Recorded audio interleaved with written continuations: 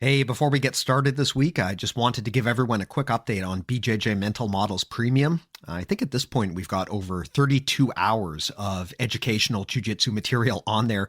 We just launched a new 7-part premium series with Rob Bernacki, another 6-part premium series with Preet Mikkelsen. So a lot of good reasons to check out Premium if you haven't already. Please do take a second and do me a favor. Check it out, premium.bjjmentalmodels.com. There is a free trial, so you can check it out at no cost. Again, if you haven't looked already, premium.bjjmentalmodels.com.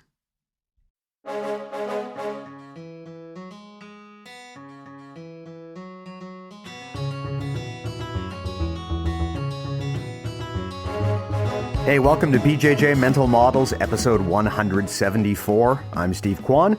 BJJ Mental Models is your guide to a conceptual and intelligent jiu-jitsu approach. And today, my pleasure to be joined by Nick Purler. Nick, how are you doing? I'm doing fantastic. I appreciate you guys having us.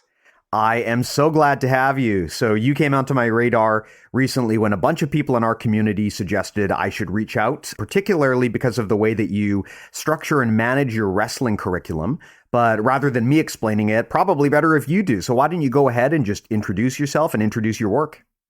Yeah. Well, I'm Nick Purler, and I started wrestling when I was 11. I'm 52 now. I wrestled at Oklahoma State back in the 90s for John Smith, and somewhat successful wrestler, not as much as I would have liked to have been, but somewhat satisfied. Won 3 state titles in high school and junior nationals twice, and was All-American at Oklahoma State. Quit wrestling after college to enter grad school and get married. Back then, you really couldn't compete in wrestling outside of college unless you just wanted to live like a much more poorer than a college kid does. My brother, who is a twin of mine, he stuck with wrestling. He actually was an NCAA champion. He went on to make the world team twice and was top 10 in the world. So we both have a extensive wrestling background. Got into teaching and coaching for 4 years. Didn't like it for various reasons. Decided I was going to coach on my own and start my own wrestling academy, which there was nothing of the kind back in the day. I think I'm the first one, and something I talked about since college. And my then girlfriend, now wife, was like, why don't you just do what you've talked about doing for years? I think you can make it work. So anyway, started my wrestling academy, we call it. All of our athletes train with their own teams. They come to us for extra training, you could say. And I quickly realized if my athletes don't win, I don't have a job. I'm not like a teacher, right? Or like a college coach who has a 5-year contract. So I decided to get very organized, and I started to say, how can I make the sport a little bit more simplified and mostly kind of like maybe have some predictability and outcomes, right? And I know that if you buy a set of plans to build a deck from Home Depot, you don't have to be an expert carpenter. If you follow the steps, you can probably do a pretty good job of building a deck. So I decided to kind of organize wrestling in such a fashion that I could make it more of an assembly line. Like, hey, you go through these steps, you're going to come out a finished product, right? From a technique standpoint. So what we've done is I have over the years, my whole philosophy comes around building wrestling from a technique standpoint around the very common positions. There are positions that are common to almost every wrestling match, whether you're 6 years old or 26. And then as you get older and more advanced and you start becoming more of a national level wrestler, there are other positions that are very common too. Not that the preliminary positions aren't still common, right? I mean, there's common positions in jiu-jitsu, obviously. And so there's sort of like a second tier. A lot of those common positions are mostly like, let's just say, counters to counters, right?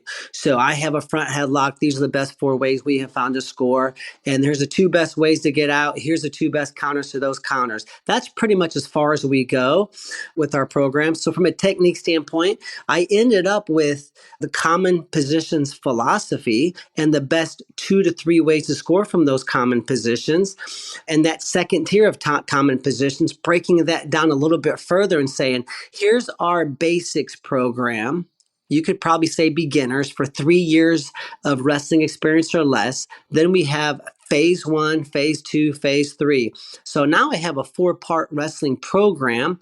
We put this out on DVD in 2005.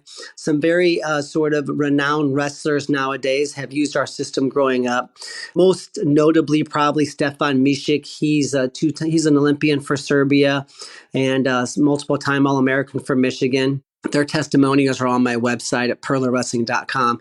Colton Schultz, he won some world titles in high school. He wrestles at Arizona State. They bought my series. Their dad pulled them out of school, homeschooled them, and they used it. Nick Lee, Penn State NCAA champ, he used our system a lot. His dad's still a good friend of mine. So there's been a handful, up-and-comer Noah Certain, who's setting the world on fire right now in wrestling. But thousands of athletes have used our system over the years. But everything comes down to the common positions, the best handful of ways of scoring, the second tier common positions, prioritizing those into experience levels. So it sounds completely complex, but it really is so user friendly. And we end up with right around 275 wrestling techniques out of, an estimated many thousands, maybe 6,000 wrestling techniques. We've boiled it down, and that's what we have. And I've built a camp business career around it, an academy career, our private team camps where we travel around teaching our system, our online wrestling course. It used to be on DVD format. Obviously, now it's streaming online. So everything we've built is around just simplifying wrestling so that people can have the success, because I found there's no shortage of people with the desire and a willingness to work. They just don't know where to start. And so we sort of have like the blueprint, you could say. That's awesome. And something that I think is probably especially relevant to our listeners. Of course, with jiu-jitsu, wrestling is a huge part of jiu-jitsu, but the reality is that most people who train jiu-jitsu, by their own admission, will probably tell you their wrestling is a bit underdeveloped, simply because due to the way that the common rule sets are structured, although wrestling is important, there are other paths to score points and to win. So a lot of people will just kind of choose those paths instead. Now, a common issue that we also have in jiu-jitsu that I've talked about at length is just general problems with the methodologies for teaching, how we organize and arrange a curriculum. And that's what I'd love to dig into here with you, because you just provided an awesome explanation of how you guys have done that. Mm-hmm. So talk to me a little bit about this. There's thousands of techniques available if you're a wrestler. You've narrowed it down to a much, much smaller focus there that you particularly try to ingrain into your students. Walk me through that thought process. How did you get there? How did you decide which techniques would get the focus and which ones wouldn't? I'd love to know your mindset and your thought process for how you build a curriculum like that. Okay, yeah. Well, a lot of it's my personality, right? So I'm not well-rounded. I'm known for being completely ADHD on steroids, but I have this ability to hyper focus. I obsess and hyper focus, and I just completely spent hours. I'd wake up in the middle of the night for 2 hours, and my mind would be working. And it took me about 3 years to kind of develop a plan, because this system is more advanced than what I started with, because I was generally starting with youth wrestlers with 2 to 3 years of experience. And then as I did this longer and got bigger and more well-known, there was no internet back then, no social media. The advertising, there's no digital advertising. We were shipping out flyers everywhere. It was completely a word-of-mouth building process back then. So I now use our complete whole system, because we have different levels in our academy, right? To extremely advanced, all the way down to beginner. But back then, I just wanted to do this because I wanted to put it in kind of video format, you could say. But so I think a lot of it is just my personality, and I completely immersed myself in this, and I would watch all the NCAA matches. And what's interesting is this, I know a little bit about football, but I guarantee you, I don't see the same Super Bowl that the college football coach will see, or certainly an NFL, or even probably you might see if you're a big football fan. You see a different game than I see, because I know very little about football, right? So I noticed when I was watching all these high-level wrestling matches on YouTube and so forth, or on TV and so forth, I would notice, what looked like a scramble, it really wasn't, right? And so I'm like, I forgot I even knew that, because I had to get really down in the gutter when I started out my academy. A lot of what I knew about wrestling, I really didn't get to utilize and teach. And not that I forgot it, I just forgot that I knew it. So what I did when I was immersing myself in this process of like studying all these I had a manila envelope with like sticky notes in it and everything. And then after about a year and a half, I dumped that out And I had continually had just sort of running, Word document going, but then I just piecemealed everything together, like that. And that's kind of where I came up kind of with a complete system there. So I started with the structure of common positions. Okay, so let me say this. When you watch high level wrestling, the matches look pretty much the same. That's by design because what you have to do in wrestling, and I'm sure you do it in jiu-jitsu also, obviously, there are positions that you should avoid. So I learned this at Oklahoma State, and this will be probably helpful for your viewers and your listeners. So my coach, Bruce Burnett, who went on to coach Team USA and rebuild Team USA to what it is today, he's like, Nick, you wrestle from anywhere. And I'm like, I want to wrestle from anywhere because I want to be dangerous, because that was like me and my brother's thing, right? We were always technique geeks, right? Everyone hated drilling, but we loved it. So I've always loved the technical side of sport and specifically wrestling. And he's like, yeah, but you don't want to wrestle chest to chest over under because it's a 50-50 position. It's dangerous to be in. I don't care how good you are. And he's like, your problem is if someone overhooks you, you'll wrestle from an underhook. If they underhook you, you'll wrestle from an overhook. If they want to wrestle from space, you'll do it. If they want to wrestle in tight, you'll do that too. And I was like, that's good though, because I feel like I can score there. And he's like, Nick, you're going to get an Iranian who wrestles for a living with his underhook. You will not beat him. Your wrestling needs to get smaller and you need to specialize a little bit. You don't need to be a one move wrestler. And I'm not saying that, but you need to narrow down your approach. You wrestle from everywhere and it's not good. So when I'm organizing all these sticky notes and things in my already current basics, phase 1, phase 2, phase 3, prioritize common position, these techniques are vital. And I start kind of filling in those gaps a little bit. I kept that in mind as well. So it's a complete education process, what we go through with our athletes, and educate them that your wrestling should get a little bit smaller, right? You don't want to wrestle chest to chest in folk style or freestyle wrestling because it's likely just as easy to score on you as it is for you to score there. So we avoid that. So that way there's some predictability in wrestling. And that's the reason when you watch wrestling on TV, and I'm sure jiu-jitsu also, with the exception of the few freaks and the outliers, the matches look pretty much the same. And that's the reason a minute ago I said that is by design. So that's sort of how I filled in the blanks. I see. Makes sense. Makes sense. Yeah, jiu-jitsu is kind of a weird sport because since it is so new and since there's a lot of variables that you don't see in a sport like wrestling, there's probably more diversity than you would expect. Particularly one of the weird things about jiu-jitsu is with the presence of the kimono, you can do all sorts of crazy things with that, right? You can not just grab people, but you can actually tie them up with their own pajamas. Yeah, cool. And that opens up a whole different new type of modern competition game plan that people can play.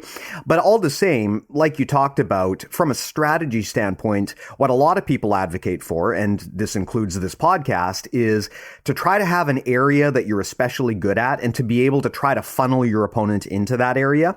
Because like you said, I mean, unless you are just an absolute freak, you're simply not going to be able to get good at everything. There are so many techniques and there's so many variables in a jiu-jitsu match that you're not going to be able to just be world class at every single part of the sport.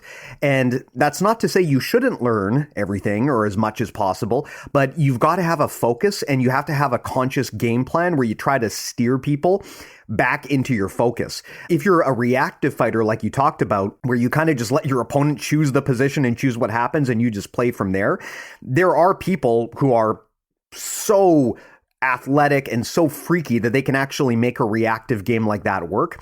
But for most people, I always suggest have a conscious game plan and know what kind of positions you want to get into and try to funnel your opponent into those as an alternative to just trying to memorize every single aspect of the sport, which is often a losing battle because there's only so many hours in the day. There's only so much brain power that we as human beings have. And so trying to memorize everything is not optimally efficient. And it also means that you run the risk of not being good at anything in particular either if you try to learn every little detail everywhere. Yeah, I agree. And so what we do with our academy kids and at our 28-day wrestling camp and our 56-day wrestling camp, what we do is we go through this exercise, right? Where we write down our strengths and weaknesses. Too many people are constantly focused on their weaknesses, and parents do that, right? So they always say things like, well, I'm not fast. I had a great wrestler. He actually won kids nationals, like one of the real kids nationals, like the big ones. And I'm like, well, what do you mean? I think you're fast. He's like, well, I'm not fast enough, and it's always been my problem. And I'm like, then don't try to wrestle fast. Dave Schultz wasn't a fast wrestler. They write movies about him. My teammate in college, Kendall Cross, he was Olympic champion and NCAA champ. He jokes about being slow. So I think sometimes we obsess with our weaknesses. So what we do as an exercise is we say, write down on a piece of paper, and your jiu-jitsu athlete should do this too. Write down your strengths and weaknesses. Okay, now you have a list. Now write down the weaknesses that you cannot fix. So I am 5'5" on a tall day. I will never have leverage. Now, when I wrestled 118 in college, I had leverage. I was a tall wrestler, but when I went to 126, which was a godsend because I was killing myself literally to make that weight, I didn't no longer had the leverage. So you had to adjust a little bit. But for the most part, there are weaknesses that you cannot fix. If you're a 5'7", 185-pound man competing in jiu-jitsu and you're extremely powerful, you're short and compact, but you'll never have reach or leverage. You cannot fix that. If you have very little fast twitch muscle fiber, that will never change. Not that you can't get a little bit faster, but that will never change. If you don't have freakish flexibility and freakish gyro hips, we call it in wrestling, like a complete balance, like you have balance like a cat, you can do things to improve, but you can't fix those. So now once we realize the weaknesses that we can't fix, now we can start to adjust our wrestling and say, what positions are good for me? We talked about avoiding certain positions just from a common sense standpoint, but there also might be some positions that I want to avoid or tweak how I control from there. So if I was a very tall wrestler and I was collar tying and underhooking you, I would probably collar tie underhook differently. I would step my left foot in between your feet in the zone, and I would probably elevate. But if I was a short, powerful collar tie underhook guy, I would keep my hairline on your collarbone and keep my trail leg back because I'm probably going to knee tackles and underhooks and throw bys and duck unders. So it's very powerful when you fess up to the fact that you have weaknesses that you're born with and that you can't fix. It's kind of freeing because you're not fighting it all the time. So many athletes, they always feel like they're broken. Like this young man I was talking about 2 years ago when he brought this to my attention. And I'm like, dude, you're never going to be blazing fast. So the kid always feels like he's going to struggle and it's an uphill climb. And now I'm like, just don't wrestle a really fast style of wrestling and don't worry about it. So that's a powerful exercise that I think we should go to as humans. Maybe I do it from a business standpoint. I have things I know I'm not good at that I don't like doing, and I just give up and I just write a freaking check and pay someone else to do it, and I spend time where I'm good, and I'll make that money up, and I'll at least break even or not come out ahead, but I quit worrying about it. I think we should just accept our weaknesses and wrestle with and around those. Now, obviously, if your weakness is, you know what, I'm 12 pounds overweight, I could lose a little bit of fat. Well, dude, you can fix that, right? That's not what we're talking about. I think that's something that can help all of us in a highly technical sports like jiu-jitsu and wrestling. Interestingly, that's also great career and entrepreneurship advice. I've heard this repeatedly from other people, and it's something that I believe myself too, which is that you have to avoid the trap of trying to fix every little weakness and every little imperfection about yourself, and rather focus all of your energy on being excellent at the things that you are excellent at. So rather than trying to patch your weaknesses, it's often better to try to double down on your strengths. Yes. I mean, if you're like an entrepreneur, right, and you're terrible at accounting, trying to learn accounting so that you can do that is not a good idea, because there are tons of people out there who would be happy to do that and they're awesome at it. And if you're working on all of these little things you're not really good at, they're going to distract you from your passion and from being truly exceptional at the things that you are good at. So you kind of have to avoid that seductive trap of focusing on all of your weaknesses and trying to patch them up. And like you said, if a weakness is fixable, that's one thing. But if you're talking about just your attributes and the way you are, at some point you have to focus on building up the things you're really good at rather than trying to shore up the things that maybe you're not good at. After all, if you are truly good at certain things, your strategy should be to try to steer your opponent to the places where you're good so they never even see the things that Yes. you're not so good at. Well, that's exactly right. And this is a huge trap that I've been battling for years, just trying to help. I like coaching. I like helping people, right? So we put a lot of things on social media. It's very helpful to people, YouTube and everything. So something that's very common in wrestling is they try to force a style, right? And back in the 90s, John Smith was the hot item. He's considered the best wrestler ever in America. I was one of his main workout partners the last 3 years of his career.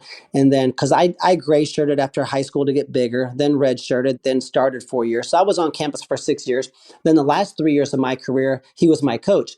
So back then, even John admits to this day that he tried to, when he first was a young coach at 27 as a Division I coach, he tried to force his athletes to wrestle like him, you know? And before he took over as the head coach, our older coach, Joe C., who actually just passed away about a year ago, awesome man, he recruited me. He won the NCAA title as a coach in Division II and Division I. I think the only guy to ever do that. He was trying to push like, oh, John Smith figured out the magic style of wrestling. And they were really pushing us to wrestle that way. Well, at the same time, at the end of John's career, the Tom and Terry Brands, who are now the head coaches at Iowa, they're like pound for pound, freakishly a couple of the strongest human beings on planet Earth. They would just grab you. And I mean, they were just like physical wrestlers. And they were in Sports Illustrated years ago. And one of them said, I don't like drilling, I don't like technique, but I'll rip your arm off and beat you in the head with a bloody stump. Right. So that was like, so at the same time, during the end of my career, we really had these two opposing styles of wrestling that were being pushed all over America. And to these days, the so-called Tom and Terry Brands Iowa style is still being pushed. And I think it's a good thing if you're a power wrestler. And I think wrestling more like John Smith or something is powerful if you have those attributes. But I think what John Smith came to the conclusion was I had to learn to let people wrestle around their strengths and weaknesses. And this is very interesting because I know your fan base follows MMA too. So Randy Couture was my teammate. Oh, wow. Yeah. So he was 24 as a freshman. Okay. Because he was in the military, left the military for wrestling, and was my teammate. So Randy, I remember like it was yesterday. So here I am. I was a kind of a little arrogant kid. I'll admit it. I'm like walking to the shower, and Randy, he is, I guess he's a sophomore in college. And Bruce Burnett and Joe C are making him do all these fancy footwork drills after practice because they were really pushing everybody to shoot from the outside, attack below the knee, circle, fake, kind of the John Smith type stuff, right? And I remember thinking, golly, I'm so glad I'm not an athlete like Randy, you know? I don't want to do all that bullshit and hop on those dots and all that crap. And I took a shower, and he was doing this a lot. Well, I remember, I don't know, it might have been a month, 2, 3 months later, he lost a dual meet, and I was downstairs cutting weight. I don't think I even watched the dual meet. I wasn't starting at the time. He comes down, he had lost, or maybe it was after the duel. We were all down there showering, getting ready for the post dual meeting before we left. It was a home duel. I remember him slamming his locker and punching his locker and saying, F these coaches. I'm done with this bullshit. I'm going to wrestle the way I wrestle. I'm tired of trying to wrestle like everybody else. I'm done. I mean, he might even said, I'm going to, like, he was a Greco wrestler in the army, right? Traveled all over the world, wrestled Greco. He's like, I'm going to underhook and push them all and push people around the mat. He was an NCAA runner-up twice at Oklahoma State. And I was ranked number one. I was ranked a size number two my freshman year. My junior year, I was ineligible, also ranked number one. My senior year, ranked number one. And I just didn't pull the deal. And I was seventh and was All-American. But I had some close success. And I remember sitting in the stands thinking, you know what? Randy's smart because he had the guts to say, this doesn't work for me. Where I think some of us were always just we're so desperate to be very good at wrestling that you almost listen to your superiors without like saying, dude, is this actually going to work for me? And so I remember being very proud of Randy when he made the NCAA finals as a junior. And I was like, dude, he's an amazing athlete. He was being forced to wrestle a style that didn't work for him. So anybody out there in wrestling or jiu-jitsu or any other sport, if you're trying to force a style and a way of wrestling on any of your athletes, especially in combative sports like boxing, wrestling, and so forth, man, it just doesn't work. It doesn't work. You can name 6 or 8 Olympic champs. You can probably list a lot of second, third degree black belts who you look up to and train with and study, and they all have a different approach and a style. And I think that any coaches who are trying to teach a specific style in wrestling are really doing a disservice, because some people don't have these certain powerful attributes, or the length or the quickness or the white muscle fiber or the red muscle fiber or the this or the that, and or the ability to scramble or the flexibility. We just gotta stick within the core laws of our sport, and kind of let them be their own guide, and using that strength and weaknesses exercise that I had do with my athletes is very powerful. And as a coach, you can do that with them. And now you're not getting all antsy trying to force them to do something that doesn't work for them. And that kind of creates maybe an ability for you as a coach to say, wait a second, I've already evaluated this wrestler. So you're not likely to give that bad advice, I think. Yeah, I agree with you 100%. And I have had the exact same experience you're describing here. The only difference is I am not an elite level athlete. But even me, a mere hobbyist mortal, has had the exact same experience with my coach. In the jiu-jitsu space, it's very common for coaches to not be what I would say, maybe empathy is not really the right word, but they're not really empathetic to their students in a lot of ways. They have trouble projecting their own mind into what it would be like to be these students and what their life experience is like. So you get a lot of coaches who will prescribe things to their students that either worked for them or they worked for other elite athletes that they follow. Mm-hmm. But just because you, as the second degree black belt coach, are able to do something doesn't mean that that's going to be a good fit for your students. Yes. And just because you're studying some elite level jiu-jitsu folks out there, that doesn't mean you can just copy and paste their entire game plans into your own students and create a league of champions. It just doesn't work that way. Everyone is totally different. In jiu-jitsu, there are a lot of submissions you can do where you basically try to choke someone's head and arm at the same time. Mm-hmm. The most probably visual and known example is the triangle choke, where you're choking someone with your legs, but basically what you're doing is you're squeezing their head and arm together. And there's other variations of that too, like you can do it with your arms, you can do arm triangles and such. And I was taught from day one that like these are great techniques and everyone should use them. And I kept trying to get these to work over and over again. And I just kept encountering a lot of limitations because I have shorter limbs. My legs especially are really, really thick and strong. And I just have a hard time closing my legs and getting a triangle around someone's head and arm unless they're a lot smaller than me. But I'm not a big guy, so I'll be in there fighting these people who are way bigger than me, and I'll be trying to get like a triangle choke, and I just can't do it. And for a long time, I beat myself up over this because I thought, well, all of these famous black belts are telling me that this is a great technique, so if I can't do it right, therefore, there must be something wrong with me. Mm-hmm. But what I realize now after 13 years of practicing these techniques is it's actually not me. I mean, the reality is we're all different. We all have different passions. We all have different game plans and strategies that resonate with us. And like you said, we all have different physical attributes. A move like a triangle choke, it requires a lot of leverage, and that leverage comes from having long legs. And to some extent, if your legs are too short to the point where you simply cannot lock up a triangle, it's just not the move for you. That doesn't mean you're bad at jiu-jitsu. It just means that there are myriad other techniques that would be better for you to study and focus on. So the end result in jiu-jitsu is it is extremely rare to see a little person triangle a larger person. It almost never happens. I can see that. Yeah, I mean, one of the things about jiu-jitsu is we do a lot of open weight tournaments in addition to weight class-based tournaments. And in those open weight tournaments, you can be fighting someone who's 50 to 100 pounds bigger than you, right? And you will simply never see a little tiny person triangle a gigantic person at a high level. It just isn't going to happen because mechanically, it's just not a good fit for that body type. And I probably stunted the growth of my game a lot by listening to all of these instructors who insisted that this kind of stuff would be good for me. And I mean, after all of these years of training it, I know these techniques inside and out. I can use them on certain smaller people, but they just aren't a staple of my game. And I kind of wish I had come to that conclusion a lot earlier in my journey, because I could have focused my time better working on other things. Yeah, I instruct our athletes constantly. I'm like, don't be desperate. I was desperate, right? I wanted to be so good, so bad. I mean, I don't have a well-rounded life. I discussed that growing up. I just trained. I think I spent the night at a friend's house one time. Not that I didn't have friends at school, but I was a recluse, me and my brother. I mean, we were obsessed, right? But I definitely think one thing that's important to point out is the personality has a lot to do with it as well. So we all want to be very good, especially at a high level. I had an Olympic sports psychologist friend of mine years ago. He said, my most successful athletes are my least happy, Nick.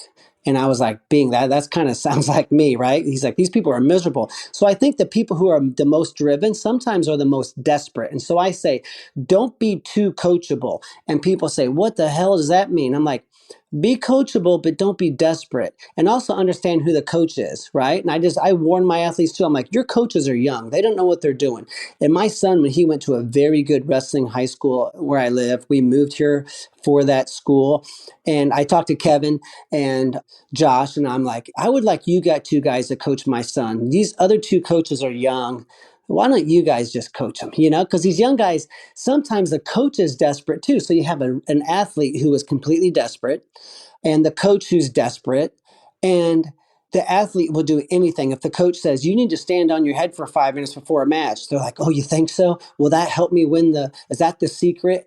Or the coach will be frustrated at the lack of results of their athletes. And they're like, okay, we're going to start doing this. Maybe they watch the Iowa State wrestling team and they did something and we're going to do this. And so sometimes we have very desperate coaches and athletes who just need to take a deep breath and calm down. And I tell my coaches, we have 13 coaches who work with me in like over 20 locations. And so we have, kind of a big organization we built. And I tell them, I'm like, you don't say, Audrey, you need to do this, or Jason, you should do that. Say, hey, you're here a lot. Do you think here's two options. I think if you spent this week trying to drill a couple hundred reps of this, I think this could be, what do you think? Let's hit a couple. Do you think this could be something that you can use from this position? Because what you're doing currently is stalemating you almost every time.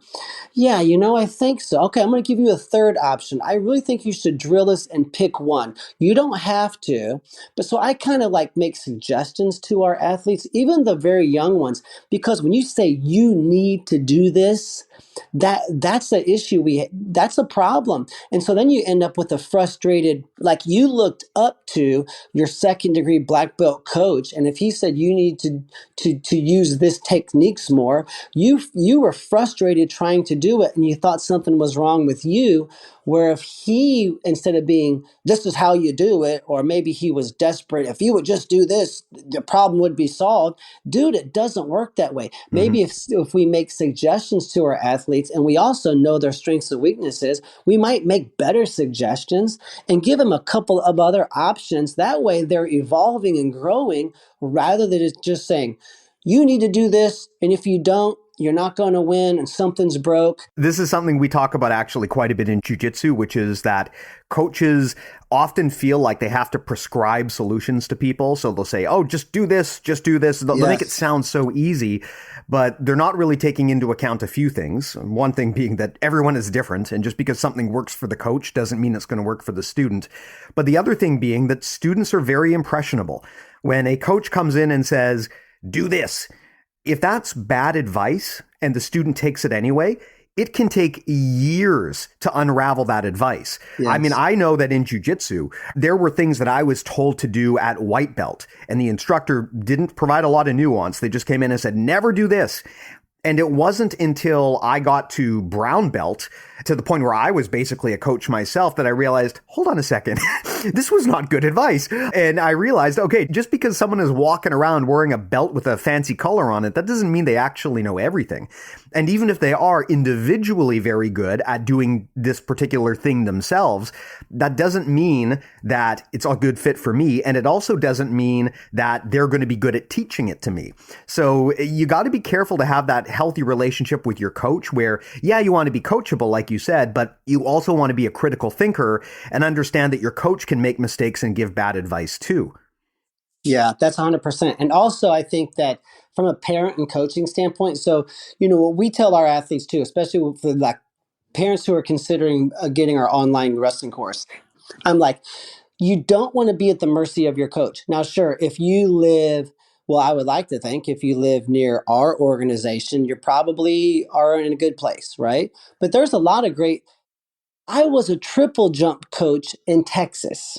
I'm 5'5".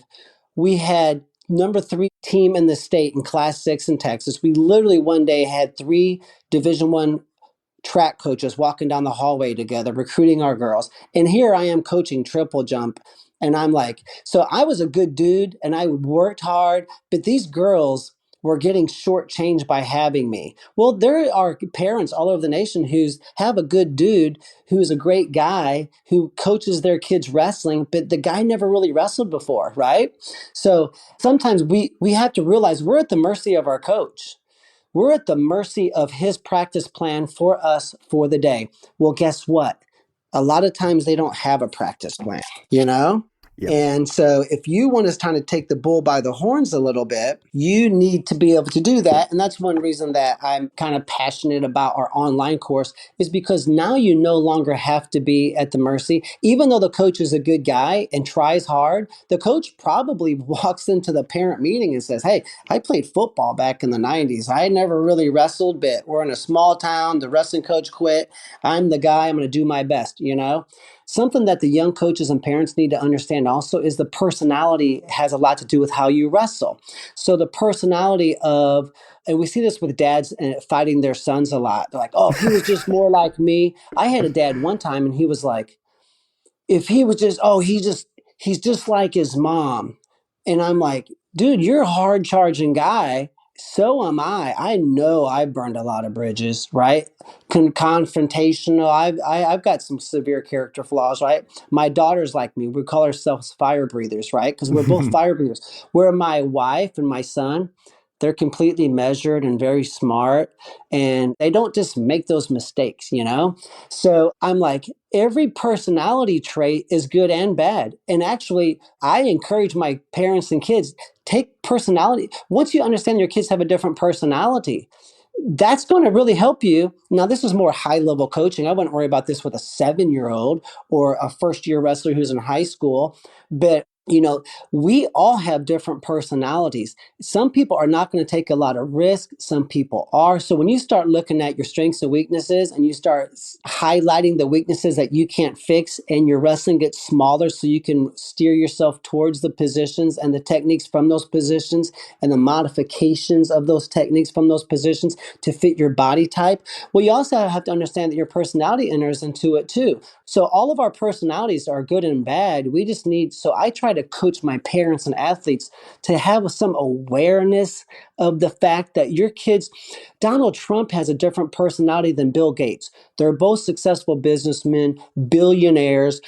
They're just different. So, you see that in wrestling and as administratively, bosses, workers, co-workers. There's people with different sales tactics. There's multi-million-dollar making saleswomen in real estate who have different style of selling than the other multi-million-dollar sales agent. And I think as athletes, we need to understand about ourselves. And as coaches, we need to understand that about our athletes and maybe even our communication with our athletes with different personalities. We got to take these things into place. Now, this is kind of high level coaching, but actually, it probably needs to be considered at the outset as well. Yeah. Now, here, I got a tricky question for you. So I agree with everything you're saying here, but now we've kind of got a bit of a coaching paradox because on one hand, We want to build a structured curriculum that narrows down and focuses on things that are really going to be high value to most people. But on the other hand, we have to acknowledge that, like you said, everybody is different. And so I would love to know how you balance this, right? How do you deal with this situation where you want to create a system that everyone can use? So ideally, you're some of that is going to be cookie cuttering things, but on the other hand, you're also trying to coach individually and acknowledge that everyone has different strengths and weaknesses and help them build a game plan that emphasizes those strengths. How do you balance both of that? Because those two things seem like they should be diametrically opposed. Yeah, well, I tell my athletes this. We call it wrinkles on the bed. The wrinkles will work their way out. So we drill, let's say from a front headlock at our advanced camps or on, phase 2 and 3 of our online academy. There's 7 ways of scoring from a front headlock. 2 of those are counters to counters. We're going to drill all of them because I have a group of 40 guys and girls. I am not your personal coach 5 hours a day, 5 days a week, year round for the rest of your life. I am not. So I think encouraging the athlete to say, and I say this, your personality is good, but it can also be bad. You need to understand these about yourself. I have athletes who are very dramatic. They're high energy. I mean, I like that kind of a person. I mean, they'll freaking charge on a mat. And then I have athletes who are kind of laid back a little bit. So I'm like, as a coach, I'm going to teach the group, and we're going to, from a systematic standpoint, our common positions, techniques, whatever, our drill plan, depending upon the room that we're in, we have a drill plan, we rotate through. And it's your job to pick. You need 2 ways to score from a front headlock. We're going to have 7. But we're going to drill all 7 because you might hit one of these techniques on occasion, but that might be the state semis in the overtime. So good thing we drilled it, right? But you might score 98% of the time from a front headlock with these other 2. You have to figure that out. And it's not even something you really think about all the time. You just kind of relax and allow it to happen. Now, as far as personality and so forth, I just educate them. We say this, there's no right or wrong way to prepare for a match. There's some common themes, right? You don't want to fall asleep 5 minutes before the match, right? No one wants to go on the match scared to death. So there's some common sense here. But I'm like, Cale Sanderson, who we're all big fans of, he tells his athletes, be yourself. Be yourself on the mat. Be yourself before the match. Be yourself after the match. Be yourself at practice. So I think just as a coach and a parent, telling your kids that their personality that God gave them is very good. They have to use that and just trust your instincts. So we preach this probably almost as much as anything is just trust your instincts on the wrestling mat and say, I'm going to wrestle instinctively. So, this kind of goes into a different territory, but to answer your questions, from a technique standpoint and a practice plan standpoint, I do what I need to do based upon my years of experience. You have to trust me. Secondly, you pick what works best for you without thinking about it too much. Just if you're like, dude, I'm always find myself knee tapping everybody. Ding, ding, ding, ding. Well, there you go. That might be your best way to score. Once I give you these 7 options and I make you drill it 900 times each, over time, you're going to start to fall into what works for you. Just allow this to happen and don't beat yourself up because you didn't place in state yet and your best friend did, and he is a wound up, pissed off wrestler before he goes on the mat and you don't think that fits you. You might be more like a Cale Sanderson. Dude, it's okay. So quit trying to be, that comes back to not being desperate, right? Because when we're desperate, when we fail, we tend to lash out for others instead of saying, okay, I'm going to course correct here. You don't drive a car down the road ditch to ditch. You just calmly, you evaluate. So we like to do this. We preach this to our athletes and our parents. You evaluate your wins and losses with intellect, not emotion. That's it. When I intellectually evaluate my wins and losses, you're less likely to lash out and reach and overcorrect and try something different that you saw somebody else try. And you're not going to be the desperate athlete, right? So that's sort of, I kind of let the wrinkles work themselves out once I give them permission just to be themselves and let themselves fall into the rhythm from a technique standpoint that just kind of happens. Yeah, I think the big lesson there is that there's got to be some give and take between the coach and the student. Yes, of course, the coach is going to come in with their advice, and in a lot of situations, the best option for the student, especially if they're new, is to listen. But of course, at some point, you also have to think critically and also understand where certain strategies just might not be a good fit, because nobody knows you better than you. So you do need to listen to your body. You need to listen to your own passions, because I've certainly had that experience. Sometimes when doing jujitsu, there's certain techniques or strategies that just I gravitate naturally towards, and things just click together. And everyone's going to have that, where there's certain aspects of the sport that they just really resonate with. And it would be a mistake to ignore that. If you're just naturally attuned to a particular style, you should definitely play that style, because if nothing else, you're going to have a lot more fun playing the art the way that you want to. Well, I agree 100%. And just giving them permission. So I have a lot of phrases. I don't know. One of the phrases I have that I try to put out there is, if you don't have a tremendous system in place and maybe a coach, really more of a teacher slash facilitator, a training environment. If you don't have a training environment with the workout partners and system in place, that's about 90% of your problem. Mm-hmm. But once you have that, it's really only about 10% of the solution. So once I have a tremendous place to train, like I will say our wrestling academy, we had 4 families the past year and a half sell their house and move here. We got 2 more who are moving here this spring to be close to us, right? Which I think is very cool. And so once you're here and we're going to get you built from a groundwork and a framework, and you have everything you need in place. Right now, we're finishing a nice 3,000 square foot weight room. There's a 7-foot wide by 40-foot yard indoor sprint track. And we're adding jujitsu, which I know very little about, played around with it a little bit some. We're going to hire coaches. We're getting into jujitsu private team camps where we travel. Because right now, my private team camps where we travel the nation, teaching our wrestling system to high school teams and youth teams and coaches, and they all get free lifetime access to my online course. So now they can say, we're going to have a system in place. You can figure it out on your own, or you can buy our system and implement it yourself, or we can come in a 2.5-day weekend and we can implement the nuts and bolts of the system for you, and then you can take the bull by the horns after that. So we're getting into some other things with jiu-jitsu also. I think we've already answered that, but to go just a little bit further, I think that we give the kids permission to kind of work the wrinkles out for themselves a little bit.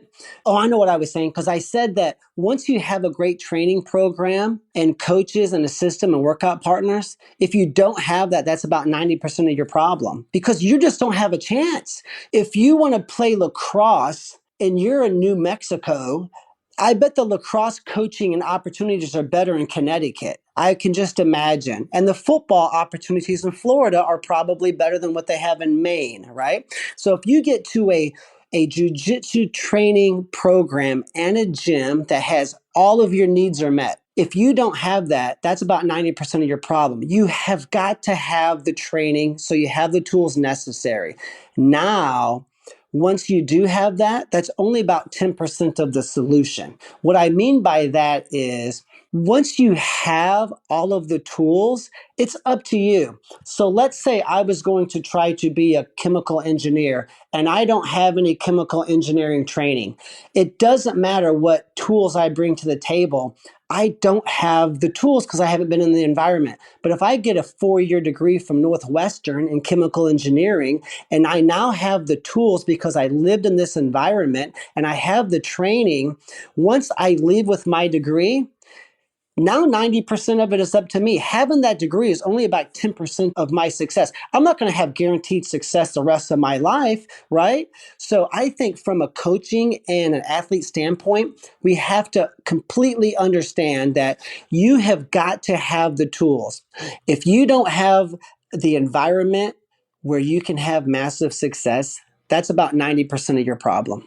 Once you do, you have put yourself into that environment, or you have maybe like I said, the online training or something, you bring the environment, you bought it and you're implementing it on your own, whatever it is, then welcome to the club. Because why? The top 5% of the athletes in America at your sport all have the training and infrastructure What then? And that's something I've always been very intrigued with as well.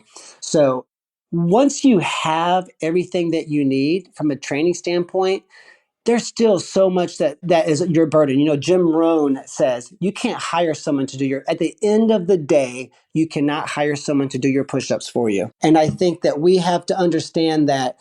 I mean, oh, I'm going to spend another $1,000 and then I'm going to be a black belt. Dude, it doesn't work that way. Once you're in a gym that provides everything you need, there's still so much that you have to bring to the table. And I think so many people don't bring that to the table. And then what do? They quit and join another gym, you know? And that can be a source of frustration, I think, that we all feel as gym owners. Dude, the environment's here. Look at all these kids we kicked out and moved on to a big time college wrestling. There's things you got to start bringing to the table too. And I think that athletes need to realize that. Yeah. Amazing advice. One last thing I'd love to pick your brain on. One of the interesting things about jiu-jitsu is that not everyone does it as a competitive sport. Jiu-jitsu, like a lot of martial arts, a lot of people get into it for self-defense or for lifestyle purposes or to build confidence. There are a significant number of people in jiu-jitsu who just aren't in it for competition. And I'd say that probably the number of people who train jiu-jitsu with the intent of trying to climb the ladder and be a world-class competitor is actually probably quite a minority. So what this means for the coach is that you're going to have a room full of people with massively diverse goals and experiences. You're not likely, unless you're a specialist competition gym, you're not likely to be in a room with, 20 or 30 young people who are all working hard to become the best in the world. You're going to wind up with a lot of moms and dads who do this part-time for fun, people who are not necessarily athletic and they're just in there to kind of, burn off some calories. So you got a lot of diversity in there in terms of your student base. And I'm wondering, is this a situation that you see in wrestling, or is wrestling more competition focused where everyone comes in because they want to climb the podium at the end of the day? Yeah, that's what I like about jiu-jitsu, right? And so once we're done with this new edition, we'll have 25,000 square foot of space. We'll have a third mat room, which is going to be designated for jiu-jitsu. And we're adding that. I know very little about it. I've just played around with it some over the year, and my kids are getting into it. And I'm just developing some good connections, and we're going to get into the weekend camps and things and hire instructors. So, because we know that's what we do in wrestling. So that's what intrigues me about jiu-jitsu. It's when I was in Oklahoma State, the rodeo circuit. I mean, these people are freaking crazy, dude. They literally travel every weekend all across America and do the rodeo. They sleep in freaking horse trailers and stuff. It's crazy. And I noticed that in wrestling, we had that too, but then it's done because wrestling is all competition. After college, you're either done, or after high school, you're either done or you go into college wrestling. After that, you're either done or maybe you tried the international route for 6 or 8 years. Then you're done. Where jiu-jitsu, some people don't even start until they're 30 years old, Yeah. right? And I want to learn. I'm like, and I've got to know some jiu-jitsu athletes like Dakota Zimmerman. She trains at a gym close to us. She actually fought on Bellator, but now she doesn't even do the fighting anymore. Montana De La Rosa, her daughter came to our camp last month. She's an MMA fighter, obviously. I'm Mesger, one of the first MMA guys. His son came to my camps many times. I've got to know some. Matt Linlin, he was an MMA star. He just got his black belt from which Gracie lives in New York City. Henzo? I think there's more than him, but he's the one that most people know. Yeah, Henzo. He just got his black belt from Henzo about 2 months ago. And he's the head coach of the Greco team. I flew out to Colorado last month to get Greco-Roman training from Matt, who was my brother's teammate. So I've watched him. Don Fry, the amazing Don Fry. He was my best friend in college for 2 years until he graduated. So I have a connection to a lot of these OG MMA guys in jiu-jitsu. And now I was so buried with work and just a lot of work over the past 20 years. And now I'm like a little less busy. And now I'm kind of like getting into jiu-jitsu and learning. These people, even though they start later, they're kind of like the rodeo circuit people. They're freaking obsessed. And like we have some jiu-jitsu people who come to our gym to learn. And I'm like, come on in. I love you. And they're learning wrestling. And I'm wrestling like these little 30-year-old women and these big, strong jiu-jitsu guys who could kick my ass at any second. But they're like mesmerized. Like, I'm like, dude, it's a freaking snap down. It's not a, like, no, what did you just do? I'm like, a You would snap be down? amazed at how Oh, little it's wrestling awesome. jujitsu people know. And it's funny because wrestling is a part of jujitsu. I mean, a lot of what you would do in wrestling is totally applicable to jujitsu. In fact, one of the worst nightmares for a jujitsu person is you get a really high level wrestler, you bring them in, you teach them some submission defense, they're going to make your life miserable. Wrestling is absolutely a part of jujitsu, but the funny thing is, most jujitsu people are, other than how to do a very basic single or a very basic double, most jujitsu people are pretty weak on the wrestling side. So yeah, it's like black magic when you show it to some of them. Yeah, but I could be wrong, but it seems to me like if I was as a wrestling guy instructing anybody in jiu-jitsu, I would say, forget jiu-jitsu, come to wrestling practice. Let's just do wrestling. Let's not try to have like modified wrestling for the sport of jiu-jitsu. Let's just wrestle. And then that way you can figure, like I saw, wrinkles on the bed. You can trust your instincts, let the wrinkles work them way out. You can implement how this works for your jiu-jitsu and based upon your style and so forth. But it seems to me like if I was in jiu-jitsu and I wanted to learn wrestling, I don't know. It seems like just freaking have wrestling only class and learn the sport that way. It seems to be the best route to take. And I think that maybe wouldn't be so hard. I think they come in there wearing their jujitsu mindset instead of just saying, no, I'm learning a new sport. It's like going out to the soccer field and kicking a soccer ball. You're not jujitsu anymore. This is freaking soccer. I think if they took that approach with wrestling, it wouldn't be so black magic to them. That's just kind of my instinct on that. Yeah, I think you're totally right. And the same could be said of judo as well in the context of jujitsu. The reason this happens, I think, is because of the way that the primary point scoring system works in jujitsu. If you take someone down in jujitsu, at least under the IBJJF rules, you get 2 points. But if I pull guard, if I sit on my butt and I'm able to sweep you and wind up on top position, I also get 2 points. So I'm going to get 2 points either way. So what that means from a competitive standpoint is if I'm not good at wrestling or judo, I can avoid that. I can just sit down on the ground and force you to do jujitsu.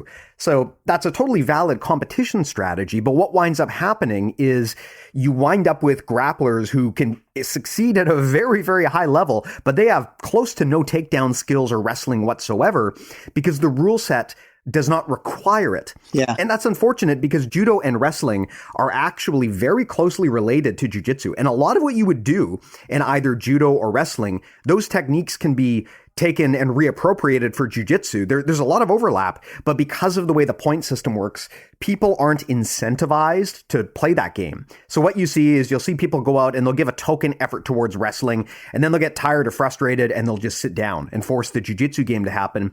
And because of that, because they're going back to their comfort zone, their growth gets stunted. Yeah. And they never actually go outside of the comfort zone. So I agree with you. The best thing to do if you want to learn stand-up and you're a jujitsu person is to take judo and wrestling classes where sitting down on your ass is not an option because then you won't be tempted to do that. And then you can focus on building up new skill sets that you didn't have before. Yeah. Well, like I said, my son and son-in-law and my son's girlfriend and my daughter, they have taken some jujitsu classes with Rodrigo Vague. And he's a good dude. His son was in my room for about 10 or 12 years. Anyway, and as we get jujitsu in my gym, I tried to get some affiliation with them. It just didn't work out for various reasons. But so I've learned a little bit of jujitsu because we had it last on some Sundays at my gym, and Dakota Zimmerman kind of taught me a little bit. And I was like, and they're like, no, you should do jujitsu like a wrestler and just get the takedown and pass guard. And I'm like, no, dude, my wrestling career's done, bro. I'm 52. I want to learn jujitsu. I want to freaking, they call it being a butt sitter. I don't know if that's you. I'm like, I want to do that. I don't want to, because I don't care about competing. I'm not going to enter tournaments. I want to learn like jujitsu, like a non-wrestler. Now, if I was competing, I'm like, hey, show me the easiest way to start winning. I'm going to bring my 40 years of wrestling experience to the table. Let's do that. But so for me as an older guy who could give a crap less about competing in this arena, I want to learn jujitsu kind of just like from a non-wrestling standpoint too. So I'm anxious to get it. Our gym's going to be complete in about 3 months. So I'm anxious to kind of learn as well, because like you said, a lot of people in jiu-jitsu aren't competing. They want to learn the sport, especially with MMA and the Joe Rogan talking about jiu-jitsu all the time. It's a super cool sport. And I really like I got two former wrestlers of mine, Daisy Fresh, right? You've heard of Daisy Fresh. Oh, yes. We've had them on the podcast before too. Yeah. So Michael Pixley trained with me since he was 10, and Tad Craven since he was like 10. So they both trained down there. And then Dakota Zimmerman, who helps us with our wrestling classes and stuff, I've helped her with her jiu-jitsu. She travels down there and trains with those guys. But so I'm in touch with Tad Cravens quite a bit, and I'm like completely intrigued by, I mean, it's like an old laundromat, and these people are freaking psychotic. Now they're competitive, but it's kind of like I talked about earlier, the rodeo circuit. These people in Oklahoma, I mean, their whole life revolves around the rodeo. But dude, I was that way in wrestling. I got made fun of in middle school and high school. And then I get to college at Oklahoma State, and I was like, it was a brotherhood. I'm like, hey, we're all freaking psychos. I mean, people like, why do you care so much about a sport? And I'm like, it's not the sport. I just really want to be great at something. And this is just what found me, you know?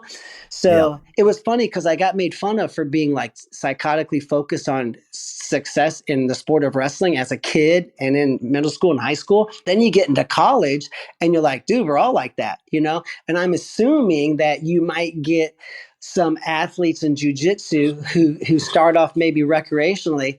They get bit by the bug and they're like freaking, they're missing work. This girl, she just moved closer to Dakota. She quit her job. She took a different job in St. Louis at Wash U.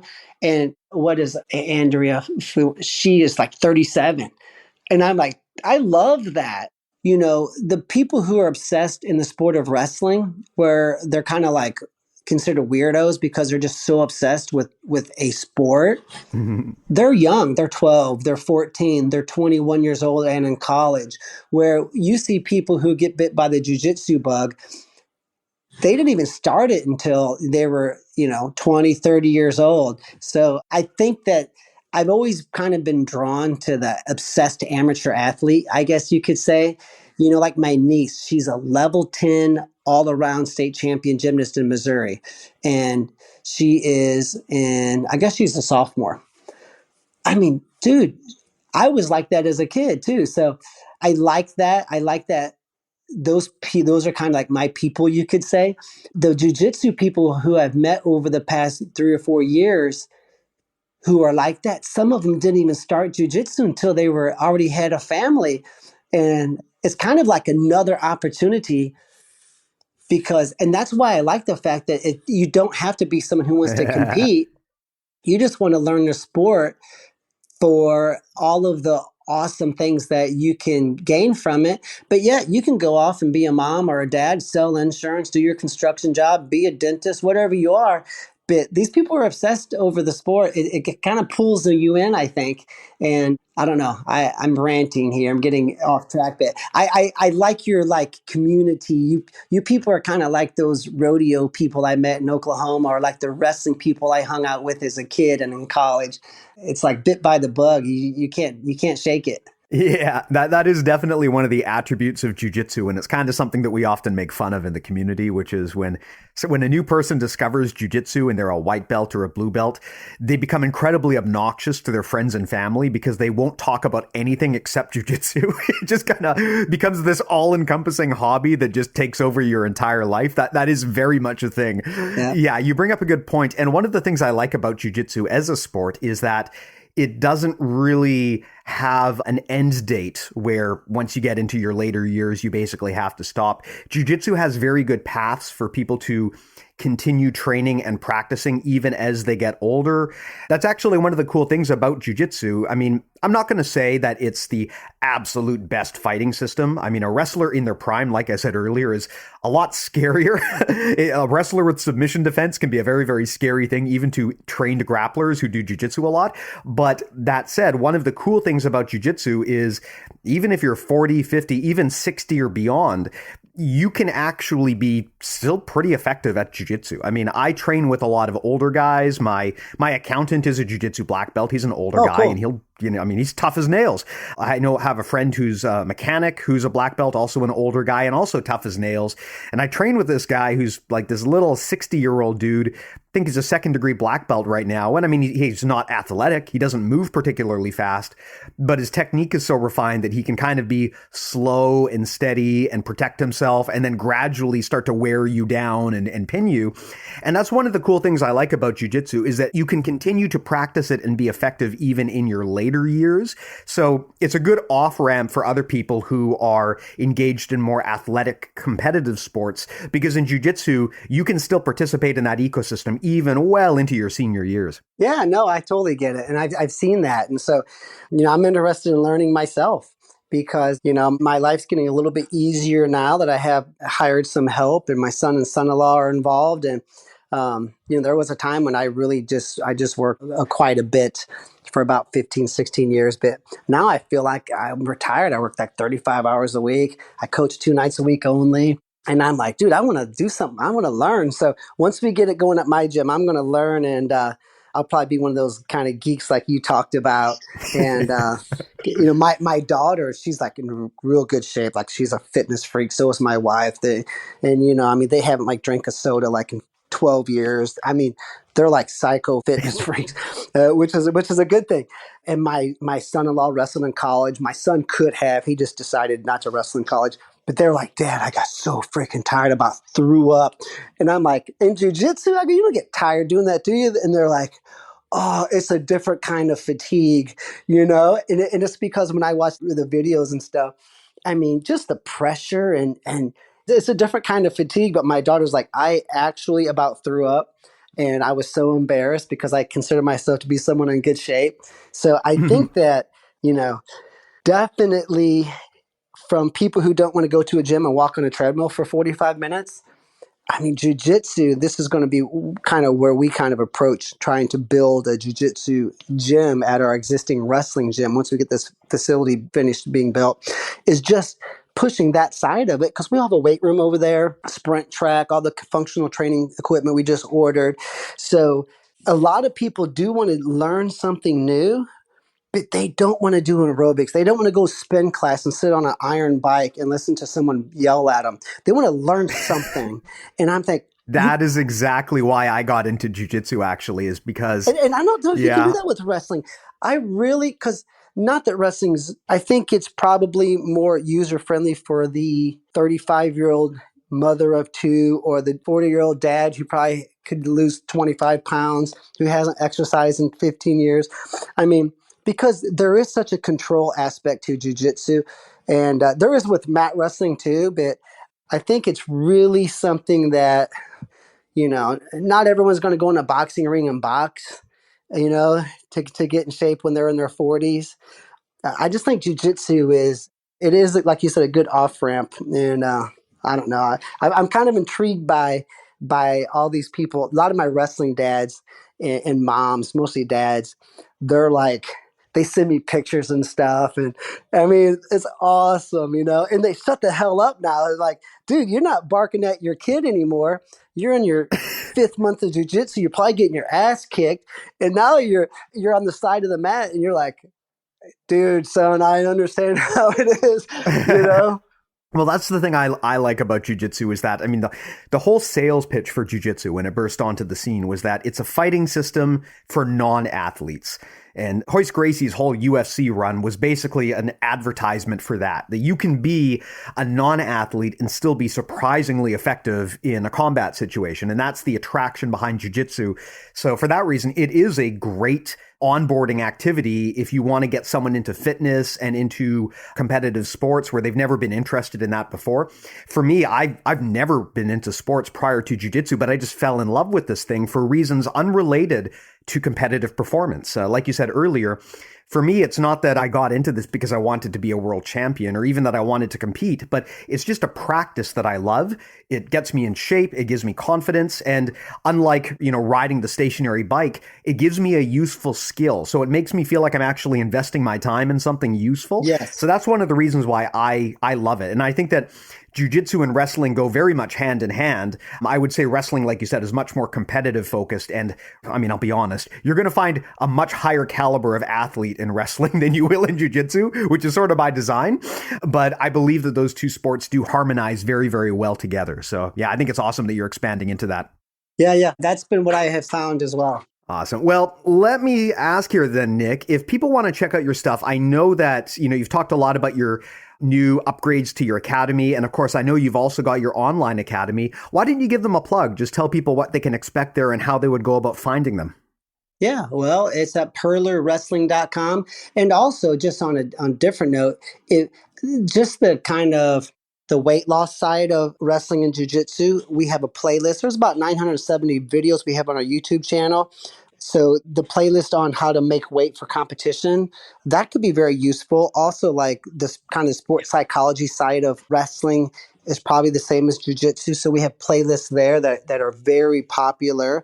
And I have a lot of advice. I like giving advice videos. So we have a bunch of those on our Instagram, just Purler Wrestling, and it all pops up. Awesome. So, just for your competitive athletes, I think our YouTube channel and our Facebook and Instagram, there's some great videos there on the mental side of these competitive individual sports, as well as the weight loss, because everyone knows the wrestler is the expert at making weight and being strong and powerful when they do it. And I've given away a lot of secrets there. So that would be a good resource. But yeah, so we basically have our wrestling camps, wrestling academy, our online academy, which you can learn wrestling in 4 parts like we've already discussed. But you can find us online at purlerwrestling.com. We are getting into private team camps where we bring our wrestling system to jiu-jitsu gyms who just want to learn our wrestling system. Now, this would be kind of boiled down nuts and bolts, kind of like our academy core skills program. So if anybody had interest in that, you can find us at purlerwrestling.com and contact us from there. But we kind of do it all. And, over time, we're going to have jiu-jitsu going at our gym and hire some coaches to come and do it. And I'm going to learn something new. And we're kind of excited about it all. Fantastic. Well, thanks so much for coming by. And of course, to anyone out there who wants to get in touch with me, best way to do that is go to bjjmentalmodels.com. That's the main website. If you go there, you're going to find hundreds of hours of free educational jiu-jitsu audio content. Plus, we've got a whole database of mental models that are really helpful for the sport of jiu-jitsu. There are over 100 of them at this point now, so I do recommend you check it out. If you want to shoot me a message, that's also the best place to do it. There's an easy contact form. And of course, if you want to dig deeper into all of this stuff, we have much more in-depth courseware on BJJ Mental Models Premium. In addition to that, you'll also get access to our Discord community, and I will provide direct coaching to you. You can send me your video feedback and I'll break it down and give you some advice. So again, please do check that out if you haven't already. There's a free trial, so there's no risk to you to doing so. No cost. Premium.bjjmentalmodels.com really helps support the show, and I greatly appreciate everyone checking that out. If for nothing else, to just give it a free trial and give me some feedback on it. Well, Nick, thank you so much. I greatly appreciate having you by. Really awesome insights into how to structure a curriculum and into the sport of wrestling. And I hope that if nothing else, this has inspired the jiu-jitsu people out here to develop a stronger wrestling game and study this sister art of jiu-jitsu, because I think it'll benefit everybody who does. Yep, I would agree. I appreciate you guys having me, and I wish all of your listeners great success in their jiu-jitsu and maybe even wrestling journey. So good luck to everyone. Yeah, me as well. So thanks again also to everyone out there for listening, and we'll talk to you folks next week.